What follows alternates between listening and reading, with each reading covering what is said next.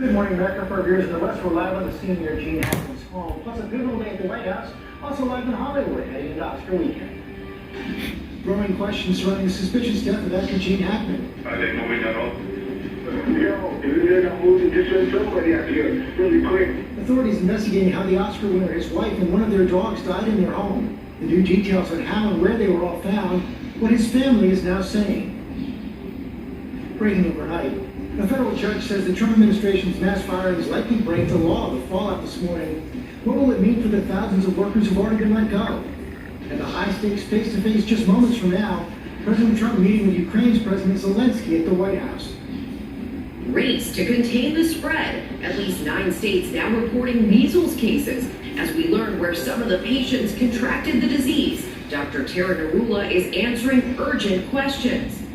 A new twist in the Menendez case, what the brothers are saying from behind bars about the governor's new move as they push for freedom. Loving it. How McDonald's is breaking the surcharge trend amid the egg crisis with a big deal this weekend. Where to find it. Plus, the other fast food chain serving up savings. Take 2 days and counting, and the energy level here at the Dolby where the Oscars will happen is palpable. I am so excited to be here for my first Oscars, and we drove around LA. I did the driving, and surprisingly, we are still alive. Clearly. Live and looking smart. Thank you, guys. We'll come back with you guys later on. We have a lot of news to get to this morning as well. We're going to start with the pivotal day at the White House, a major ruling overnight on the firing of federal workers also. Trump is set to meet with Ukraine's president. Right now, though, we're going to begin with new information on the death of Oscar winner Gene Hackman and his wife. Police in New Mexico are revealing details about where the bodies were found. Trevor Wolf is on the scene in Santa Fe. Good morning, Trevor. Good morning, George. Well, there are some odd details here to be sure as investigators try to figure out how Gene Hackman, his wife, and one of their dogs all died at home and when these deaths even occurred. There are so far very few answers, but there are several clues. Okay. Are they moving at all? Yo, if they're not moving, just send somebody out here really quick. This morning, looming questions surrounding the passing of actor Gene Hackman, his wife Betsy Arakawa, and one of their dogs. Their deaths all now being investigated as suspicious. She's laying down on a floor from the window. Officials were called to the actor's Santa Fe home Wednesday. There was a security officer that went to the house and had discovered the individuals in the home. According to the search warrant, Hackman was found in the mudroom of the home, appearing to have suddenly fallen. His wife was on the bathroom floor with a space heater near her head and an open orange prescription bottle with pills scattered on the countertop. The German Shepherd was found dead inside a kennel about 10 to 15 feet away from Arakawa. 2 other dogs were found there alive. Officials believe those pets had access in and out of the home through a dog door. Authorities say they found no signs of foul play, but they're not ruling it out. Detectives now looking into carbon monoxide as a potential cause of death. The gas company also investigating. There was no indication of a struggle. There was no indication of anything that was missing from the home or disturbed. But officials say the couple could have been dead for quite some time. Their bodies already decomposing when they were found, signaling that deadly gas could have vented through the open front door. Lex Luthor, the greatest criminal lawyer of our time. Gene Hackman was considered a master of his craft, known for his roles like Superman's arch-enemy Lex Luthor, and his Oscar-winning performance in the 1971 film The French Connection. Now tributes pouring in from his hometown to Hollywood. Dustin Hoffman remembering their early days at Pasadena Playhouse acting school together, saying in a statement, Gene was like Brando, and that he brought something unprecedented to our craft. Powerful, subtle, brilliant, a giant among actors. I miss him already. Bill Murray also remembering Hackman, who co-starred with him in the Royal Tenenbaums. He was really good. Guy was really, really good. Goodbye, Gene. I hope you're well, wherever you are. And some family members are speaking out now saying they simply hope that the couple didn't suffer. And in a statement from Hackman's children and grandchildren, they say the actor was loved by millions all over the world, but to them he was just dad and grandpa, and they are devastated by this loss. Rebecca. Really a devastating loss and truly one of the greats. And he didn't even get started really until his late 30s. An incredible story there. All right, Trevor, thank you. We turn now to breaking news overnight. A federal judge reportedly says the Trump administration's mass firings likely break the law. Our senior political correspondent, Rachel Scott, is at the White House with what this could mean for the thousands of workers who've already been let go. Good morning, Rachel. Rebecca, good morning to you, and there's no doubt about it. This is a blow for the Trump administration, but it is not total relief for federal workers out there. News that this federal judge says that the firing of thousands of probationary workers was illegal, but only suggesting that it should be stopped. Overnight, reports of a federal judge ruling the Trump administration's mass firing of probationary workers is illegal and should be stopped and rescinded. According to the AP, the judge saying that the Office of Personnel Management did not have any authority whatsoever to order the firings of probationary employees, but the judge acknowledging he could not stop agencies from independently firing workers in the future. We're cutting down the size of government. We have to. We're bloated. We're sloppy. And this was the scene at USAID, the humanitarian agency that has provided food and medicine to millions of children around the world. Workers who were fired returning to retrieve their belongings. It's heartbreaking to see this whole sector, this whole field kind of collapse. It's really heartbreaking. The impacts of the cuts at the agency reportedly leading to the termination of projects including HIV treatments, malnutrition, malaria control programs, and polio vaccinations. The Pentagon preparing for layoffs any day now. The Department of Veterans Affairs dismissing more than 1,400 probationary workers earlier this week. Veterans make up 30% of the federal workforce. Overnight, fired workers showing up at this town hall in Virginia, telling their Democratic representative they're concerned about the cuts. One veteran fired on his job at the Department of Agriculture, speaking with R.J. O'Brien. To go back to the veterans of our country and tell them that they were not performing well in a job when we defended our country for many, many years was directly, for lack of a better word, a slap in the face. The president was asked if he's tracking how many veterans have been fired so far. So we're watching that very carefully, and we hope it's going to be as small a number as possible.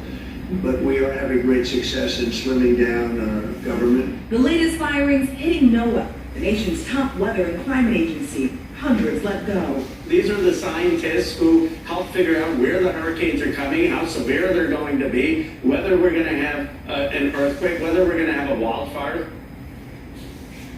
So the unions that were suing the Trump administration celebrating this move, saying that it is illegal, full stop. But the judge here not really providing so much clarity on what this means for workers that have already been let go. Will they be rehired? And again, only suggesting that these firings should stop, not ordering it short. Rachel, the president saying that more tariffs are coming? Yeah, so you may remember the president threatened a 25% tariff on Mexico and Canada. The president announcing that those tariffs are now moving forward next week on March 4th. He's saying that those countries have not done enough to stop drugs flowing into the United States. It is notable, though, because Mexico has, in fact, extradited members of drug cartels, trying to show this good faith effort to stop this from actually going into effect. The president also noting that there will be a 10% tariff also slapped on China. Economists say this could drive up the prices on everything from cars to beer to avocado shortage. We'll see how this unfolds next week. Okay, Rachel, thanks very much. President Trump also said to meet with Ukraine's president today as a peace deal with Vladimir Putin hangs in the balance. Chief White House correspondent Mary Bruce has the latest on that. Good morning, Mary. George, good morning. Well, the stakes are certainly high here today. Ukrainian President Zelensky here at the White House to meet with President Trump as this administration pushes for a ceasefire deal with Russia, and just days after President Trump labeled Zelensky a dictator. Now, he has been softening his tone recently. President Trump yesterday saying he has a lot of respect for Zelensky and that they're going to have a very good meeting. Today, the two will be signing a deal to share Ukraine's mineral resources. Trump casting this as a way for Ukraine to pay back the U.S. for billions of dollars in aid. But in order to reach a broader agreement, Zelensky says he needs security guarantees from the U.S. so that Russia cannot invade again. And so far, that is something that President Trump has been unwilling to give. He says he'll consider those options once they reach a ceasefire agreement, something, by the way, that he says he is confident Vladimir Putin would honor, saying, quote, "It's going to hold," adding his approach would be to trust but verify. Rebecca. All right, just like President Ronald Reagan. Mary, thank you. We turn now to the urgent battle to contain the growing measles outbreak in West Texas. Health officials warn it's expected to get worse, and new cases of the disease have been confirmed in at least 9 states. Elizabeth Schulze is in Washington, D.C. with more. Good morning, Elizabeth.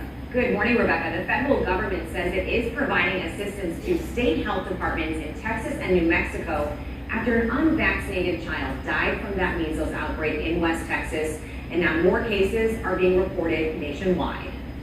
This morning, growing concern among families and health officials as new cases of the measles are detected across the U.S. Overnight, the latest case reported in Washington state, where an infant may have been exposed during recent travel abroad. In New Jersey, an unvaccinated child who had traveled internationally was hospitalized. 2 family members also infected. But the health commissioner is saying so far, the virus appears to be contained. We're out there trying to keep this contained. In Kentucky, the first confirmed measles case in 2 years. Officials say a resident who traveled abroad may have later spread the virus while infectious at a local gym. 9 states are now reporting cases of the disease, which is preventable with vaccines and was declared eliminated in the U.S. in the year 2000. The majority of new cases, unvaccinated children. Measles vaccination rates among kindergartners have dropped 4 years in a row. It is really hard seeing these kids going through this, knowing that we have something to help them and protect them. Growing alarm in rural West Texas, where 124 cases have been reported so far. The number expected to go up. An unvaccinated school-aged child died at a hospital there this week. The first measles death in the U.S. since 2015. Kyle Rabel's wife is planning to deliver their first child at the same hospital next month. It's kind of like COVID. You were afraid of everything, so you wiped everything down. We're pretty close to that here. Children are eligible for the measles vaccine at age 1 and the second dose at age 4. The Texas outbreak. Put this outbreak into perspective. How does it compare to the past? Yeah, perspective is so important. So we were just talking, we do see outbreaks every year. In fact, last year there were about 16 outbreaks, 285 total cases in this country. I think what's concerning here is that we're only 2 months into 2025, and we're already seeing 124 cases in Texas, 3 outbreaks in the country, and multiple states reporting cases. And we've also seen the first death. That we haven't had a death from the measles since 2015, and we haven't had a child die from the measles since 2003. So when we talk about why this might be happening, global measles cases are rising, and then we see these pockets in this country of unvaccinated. In order to protect those pockets, we need 95% of the people in the community to be vaccinated. The problem is our community rates of vaccination are about 93%. So we don't have, as we mentioned, that firewall of safety around those unvaccinated groups, and that's where we see this spreading. And unfortunately, there are vulnerable populations, kids, adults over 20, pregnant women, and immunocompromised, who end up potentially being even more at risk in addition to those generally unvaccinated. And measles is highly contagious. It is. So when you think about contagious, a lot of times we think about the flu and COVID and even scary diseases like Ebola, but this by far and away surpasses that. So for example, George, if I walked into a room with measles and there were 10 people who were unvaccinated, 9 would get the measles. It can live in the air for about 2 hours. In general, if you are exposed, you will develop symptoms anywhere from 7 to 14 days afterwards. So you could be contagious before you show symptoms. Absolutely, yeah. So you're contagious 4 days before the rash and up to 4 days after the rash. Wow. All right, so this is quantifiable, people's interest in it. We know what the search numbers are. So some of the questions that people are looking up, so let's get some answers on them, can I get measles if I'm vaccinated? And even if I'm vaccinated, can I spread it? So this is one of the most effective vaccines we have. If you get 2 doses of the MMR vaccine, it's about 97% effective in protecting you. 1 dose, 93% effective. When you think about flu vaccine, for example, we're talking more in the 40 to 60% range. In terms of, if you get vaccinated, can you spread it? There was one case actually reported in the literature back in 2011. They called her Measles Mary, a 22-year-old in New York City who was vaccinated, who did spread it. But, according to the CDC and others, this is very, very unlikely. So if you are fully vaccinated with 2 doses, you are not really likely to spread this to anybody else. So what's your advice to parents out there who are looking at all of this and thinking about their kids, maybe in daycare or school right now? What should they be doing? So I think we forget how dangerous measles can be. Before we had a vaccine in the 1960s, 40 to 50,000 people in this country were hospitalized. We saw 400 to 500 deaths. And so it is really important to think about the complications. We know that 1 in 20 kids can get pneumonia from the measles, 1 in 1,000 get encephalitis, which is swelling of the brain, and up to 3 out of 1,000 kids can die. So, really important to get your kids vaccinated with the MMR vaccine. 12 to 15 months is the first dose, 4 to 6 years old is the second dose. And our European allies at the United Nations have suggested he could visit Russia for talks. Chief Foreign Correspondent Ian Pennell is on the scene in Ukraine. Good morning, Ian. Yeah, good morning, George. A lot of dramatic developments, but also a lot of divisions remaining. The president expressing optimism that the deal could be close at hand, but I think far more caution and reservation, not only from Ukraine, but Russia too. This morning, as the fate of Ukraine hangs in the balance, French President Emmanuel Macron warning President Trump not to trust Putin, reminding him what happened the last time Russia agreed to ceasefire with Ukraine. I can tell you by experience, it was violated every time by Russia. The warning coming as Trump rekindles relations with the Russian president, refusing to call him a dictator, a word he used to falsely describe Ukraine's President Zelensky. I don't use those words lightly. I think that we're going to see how it all works out. Trump also saying he thinks he can end the Russian-Ukraine war within weeks, saying he may visit Moscow soon. I think we could end it within weeks if we're smart. If we're not smart, it'll keep going and we'll keep losing. However, Putin saying he hasn't substantially discussed this with Trump. Macron insisting that any agreement needs real security guarantees and saying Europe's ready to deploy peacekeepers, but they must have US backing. Saying the peace deal must not mean a surrender of Ukraine. It must not mean a ceasefire without guarantees. A deal giving the US access to Ukraine's key minerals and resources now close to being signed. I will be meeting with President Zelensky. In fact, he may come in this week or next week to sign the agreement. The stark divisions between the Trump administration and its allies are on very public display at the United Nations. The US voting against a resolution condemning Russia for the Ukraine war, siding not with Europe as it's always done, but with Russia instead, also pushing a motion of its own that doesn't apportion any blame for what's been going on here for 3 years. Robin? Alrighty, and thanks to you.